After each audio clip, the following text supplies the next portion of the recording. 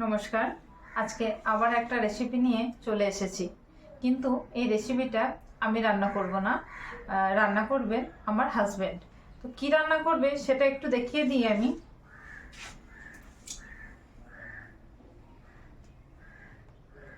এখানে আছে মাটন, পরিষ্কার করে ধুয়ে নিয়ে জল ঝরছে, ধোয়া আছে। আর এখানে লবণ, এখানে হলুদ, এখানে চিনি, এখানে জিরে গুঁড়ো, এখানে এটা ধনে গুঁড়ো, এটা আদা বাটা, রসুন বাটা, শুকনো লঙ্কা গুঁড়ো, আর ফোড়নের জন্য নিয়েছে শুকনো লঙ্কা গোটা আর জিরে, গোটা জিরে। আর এখানে আছে গরম মশলা আর ঘি, আর এটা আছে তেল পরিমাণ মতো। আর এখানে সুন্দর করে কেটে নেওয়া হয়েছে পেঁয়াজ, আলু, টমেটো, আর এইটা গোটা দেওয়া হবে, আর এইটা কাঁচা লঙ্কা, আর পরিমাণ মতো জল নেওয়া হয়েছে, আর গোটা রসুনও আছে। সিটিভিল কুকিং চ্যানেলের তরফ থেকে আপনাদেরকে জানাই স্বাগত। আজকে স্পেশালে আমি আছি। দেখুন কি রান্না করতে চলেছি। এই প্রিপারেশন তো ও বলেই দিল আপনাকে। এটা একটা নতুন ভাবে রান্না করব। চলুন রান্নাটা শুরু করি, দেখতে থাকুন। সবার আগে গ্যাসটা জ্বালিয়ে নেব।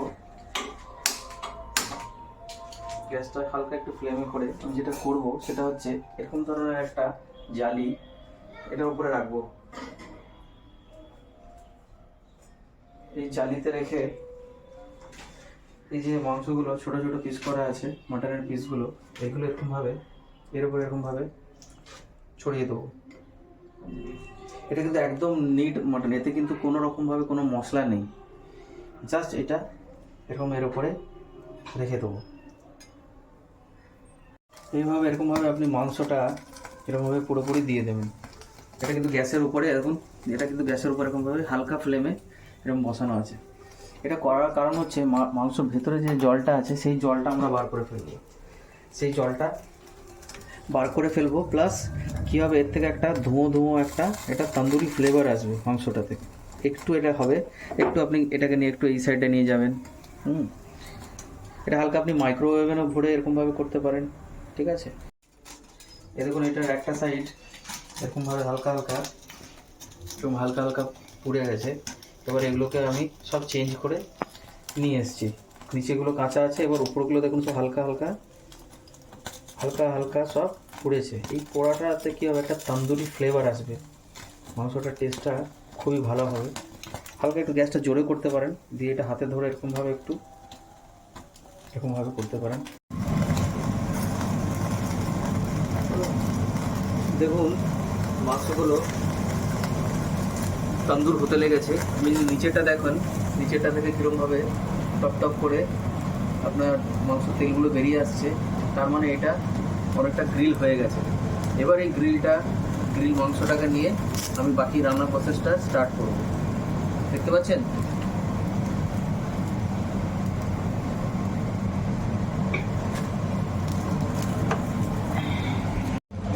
এগুলোকে, দেখুন এই জায়গাটা দেখতে বুঝতে পারবেন, এগুলো সবই ফ্রাইয়ের মতন হয়ে গেছে, ফ্রাই মানে পুড়ে গেছে এগুলো। এই পোড়া মাংসগুলো আমি এখানে বার করে ফেলবো। এখন এই যে তেল দিয়ে নেব, এটা আমি অলিভ অয়েল ইউজ করছি, আপনারা সর্ষের তেল দিয়ে এটা বেশি টেস্ট হবে। এই দিয়ে নিলাম। এবার একটু আলুগুলো ফ্রাই করে নেব। এই আলুগুলো ফ্রাই করে নিচ্ছি এভাবে।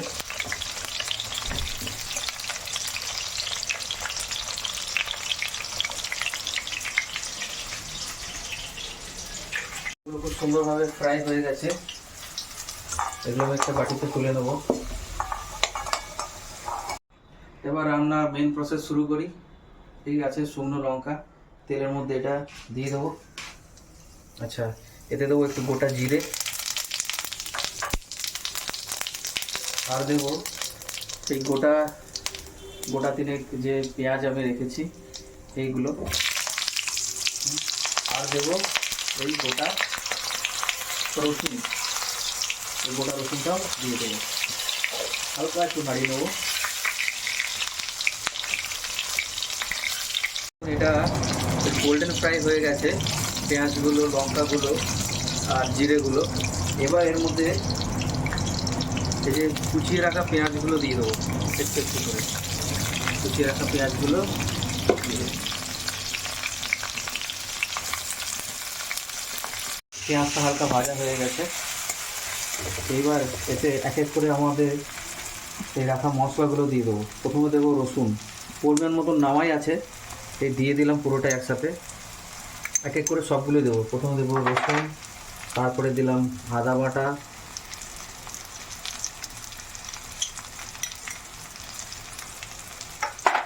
তারপরে দেবো জিরে গুঁড়ো, ধনে গুঁড়ো, লাল লঙ্কা একটু কম দেবো, আপনার পরিমাণ মতন আপনারা নিতে পারেন। আচ্ছা,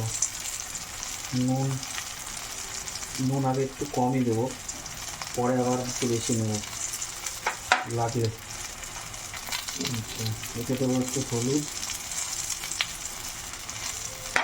আর দেবো একটু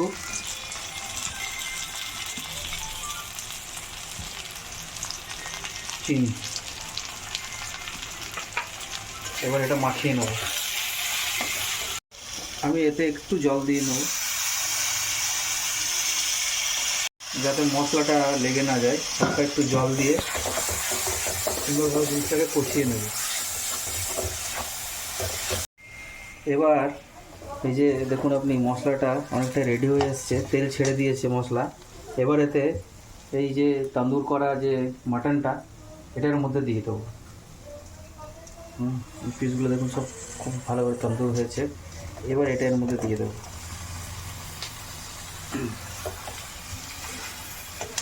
নিয়ে মাংসটাকে খুব সুন্দরভাবে ফ্রাই করবো।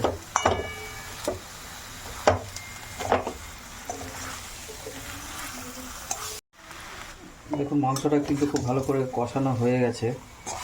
এবার এটাতে আমি একটু এই লঙ্কাগুলোটা একটু দেবো যাতে একটু আর একটু বেটার কালার আসে। আর দেবো কুচিয়ে রাখা টমেটো,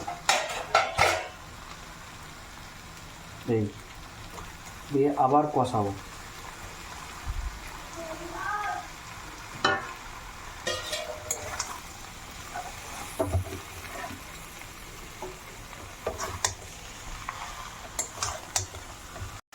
দেখুন এটা ফ্রাই হয়েছে অনেকটাই। এবার যে ভেজে রাখা আলুগুলো আছে এগুলো এর মধ্যে দিয়ে দেবো। তারপর এটাকে আবার একবার ফ্রাই করব। এটা কিন্তু স্টিমটা এখন বেশ ফুলই আছে, ফুল স্টিমে করছি।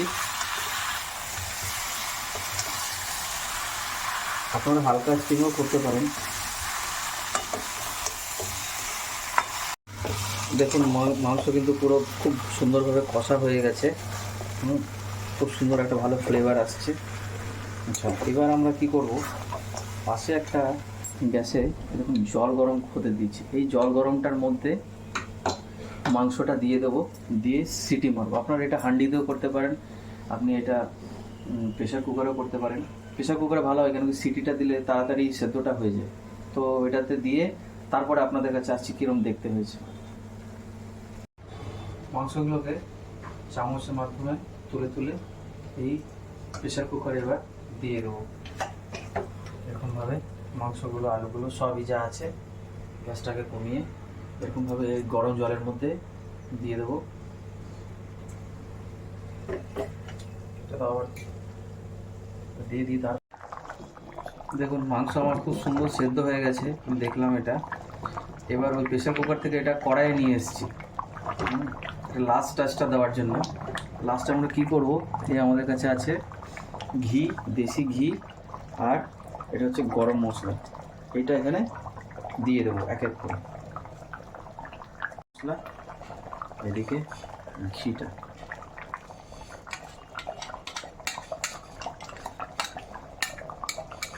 এবার এটা নামিয়ে তারপরে দেখাচ্ছি তোমাদের। আমার রেসিপি কিন্তু দেখুন রেডি, মাটন তন্দুরি হান্ডি। এবার এটা টেস্ট করব, দেখি। এই টেস্টটা কিন্তু কীরকম হয়েছে সেটা কিন্তু এখানে বলবো না, এটা বলবো সিটিভিল ব্লগ চ্যানেলে। আপনারা কিন্তু অবশ্যই দেখবেন আমাদের সিটিভিল ব্লগ চ্যানেল। Thank you.